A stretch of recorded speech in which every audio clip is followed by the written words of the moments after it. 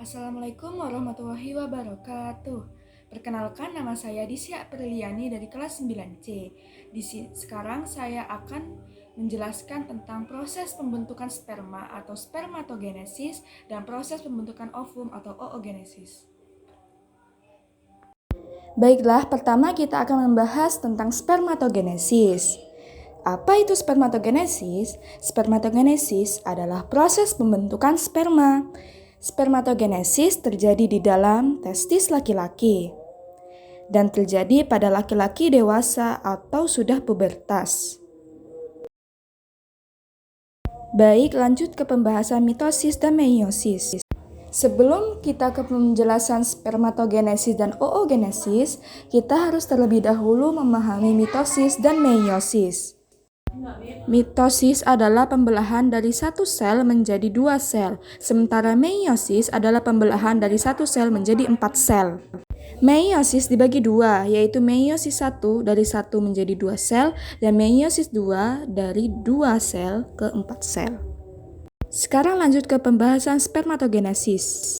Proses spermatogenesis. Pada awalnya di testis terdapat sel induk yang disebut spermatogonium. Lalu spermatogonium akan berkembang menjadi spermatosit primer dan spermatosit primer akan membelah secara meiosis.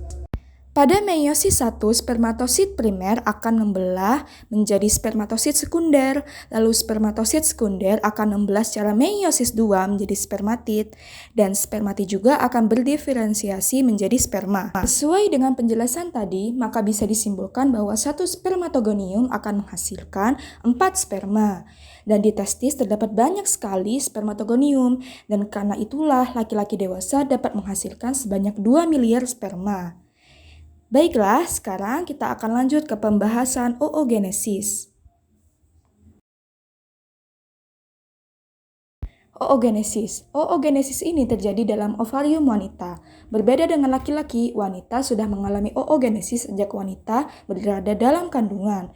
Namun, oogenesis akan dihentikan sementara saat wanita dilahirkan dan akan dilanjutkan saat wanita mengalami pubertas dan akan berhenti seluruhnya saat menopause nanti. Proses oogenesis. Dalam ovarium terdapat sel induk yang disebut oogonium. Lalu, oogonium ini akan berkembang menjadi oosit primer. Proses sampai oosit primer ini akan dihentikan sementara saat wanita dilahirkan. Lalu, setelah wanita pubertas, oosit primer ini akan membelah secara meiosis. Pada meiosis 1, oosit primer akan membelah menjadi oosit sekunder dan badan polar pertama. Pada meiosis 2, oosit sekunder juga akan membelah menjadi ootit dan badan polar pertama akan membelah menjadi 2 badan polar kedua.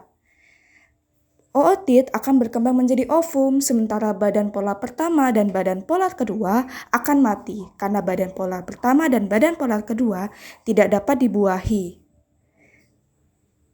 Begitulah terjadinya oogenesis atau pembuatan ovum dalam ovarium wanita.